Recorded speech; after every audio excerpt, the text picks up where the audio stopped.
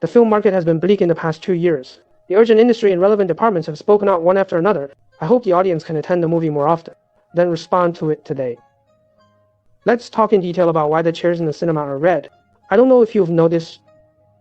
Movie theater chairs are mostly red, although there are occasional grays and blues, but not as common as red chairs. Even the curtain and carpet of the cinema, it is usually red as well. If you look online, and most of them would say, because red is the least sensitive color for the eyes in the dark. As soon as the lights are turned off, red is as invisible as black. It won't interfere with everyone watching the movie. As for why not just use black, it is to prevent the audience from being too dark to see the wrestling clearly. Of course, such an answer is not wrong, but it's too superficial. Why is red invisible when it is dark? Is green, okay? Of course, we can't take it so lightly, so you have to give a more in-depth answer. It's all Tyrannosaurus Rex's fault. Well, it's not all T-Rex's fault. It should be said that all dinosaurs were at fault, thanks to the dinosaurs. All of us mammals are actually colorblind. You know what I mean? Cats and dogs can only see blue and green. And although we humans can see blue, green, and red, but compared to birds that can see 4 colors, still colorblind. In fact, the common ancestor of all originally, you could see 4 colors. 3 colors plus 1 ultraviolet. We humans can see 3 colors. In the lactation world, it can be said that it has topped the pack. But across the spine, our color vision is actually worse than that of a fish. Not to mention, compared to the descendants of dinosaurs, birds, it's hard to remember. That still happens in old age, Triassic to Cretaceous. That's when dinosaurs roamed the earth. In order to survive, the ancestors of mammals, that can only avoid its edge, began a life of nocturnal walking and burrowing, and they're shrinking. There is no way to beat a dinosaur that is active during the day. The ancestors of mammals could only choose night, turning into a bunch of loose rats. In this way, the ancestors spent nearly 200 million years of darkness, hiding from dinosaurs in burrows during the day. Only at night did he rely on the protection of darkness to act. You can't see any colors in the dark. Is color perception the same? It's better to regress color vision. It is used to enhance night vision, allow yourself to see in low-light environments. Therefore, many mammals now have a pair of titanium alloy dog eyes, shining brightly at night. And the 4-color vision was lost to only 2. In contrast, birds, descendants of dinosaurs, except for a few nocturnal species such as owls, most of them can't see anything when it gets dark. So many places control night blindness and calling chickens blind when it's dark. It is because chickens become blind at night. In addition to that, it also strengthens our visual stem cells. All of those things are cones.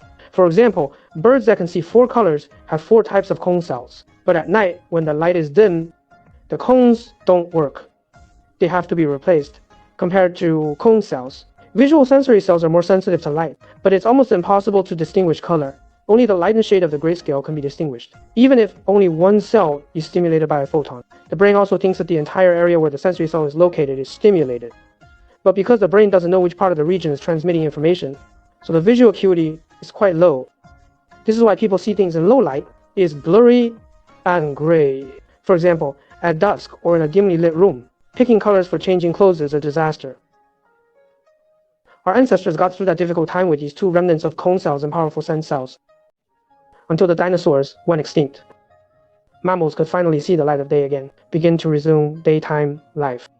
That's why there are so many ridiculous protective colors in mammals. The black and white of zebras, the brown of lions, the orange of tigers, so conspicuous on the green grass. But because both hunters and prey are mammals, we're all colorblind. So the consensus was that these fur colors look similar to green grass. It is a very successful protective color, except for us primates. The simple-nosed monkey is also using this principle, where hunting is allowed. Many hunters will wear brightly colored bright red and bright orange hunting jackets. Anyway, the prey can see orange, and other hunters can see. It can effectively avoid accidental shooting. According to research, the first mammals to evolve red vision. It is the ancestor of the simple-nosed monkey that lived about 30 million years ago. Common theory holds that this is to find ripe fruit, and after seeing red, you don't need a sensitive sense of smell to detect the fruit far away. Ripe or not, smell is not so important. The nose is also simplified and the more alternative, but also the more behavioral, theory says. Tricolor vision helps distinguish emotional responses, such as signals of anger or breeding season. We need to tell the difference between a full face that is red and a full face that doesn't change color. And here's the interesting thing. All trichromatic primates have no hair on their faces. And the monkey's red but is the same, although primates regained trichromatic vision. However, compared to other vertebrates, our mammalian vision is still very poor, so the most common type of color blindness is red-green color blindness. Because the human ability to see red evolved from green cones, it's not perfect. It's easy to retract our human cones, light that opsin can absorb. Most are between 433 nanometers for blue light, 535 nanometers for green light, and 564 nanometers for red light. You may have noticed the maximum absorption value of red cone cells is 564 nanometers. But this is not red at all. On the contrary, it is between yellow and green in the spectrum.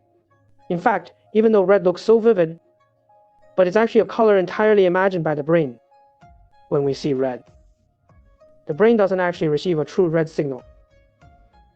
Instead, the brain receives weak signals from yellow-green cones. They're not receiving signals from the green cones. Let's make a judgment that this is red. This example simply shows you the power of imagination. The next time your friend and you argue about whether two shades of red match, remind him that red is our imagination. There is no right answer, so he must be wrong. The most sensitive wavelength band of human eye cone cells is about 555 nanometers.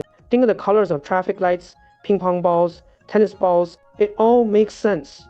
The most sensitive band of retinal cells is about 505 nanometers. Therefore, at night, blue-green usually appears brighter. The famous twilight phenomenon is also derived from this. 80-25. Jack, the physiologist, discovered in the evening, the blues or greens that the human eye sees begin to appear brighter than yellows or reds. This is the opposite of the situation during the day. And this is what happens when daytime vision shifts to nighttime vision. You might as well find time to try it yourself in a dark room. If you look at two dark sources of the same brightness placed next to each other, one is red, the other one is green. If you stare straight, let the cone cells work. When you see during the day, you'll feel that the red light source is brighter. And when you look away a little bit, let the sensory cells work. At night, you will perceive green light. The source is brighter, so the cinema uses red seats. When the audience enters the venue or lights with flashlights, red is conspicuous, easy to distinguish seat position. And when the movie starts, the ambient light is low. The visual stem cells of our human eye begin to function, and its most sensitive wavelengths are between blue and green. The red seat is not easy to perceive. It's not just the descendants of dinosaurs. Birds can see better than us. In fact, even insects can see ultraviolet light.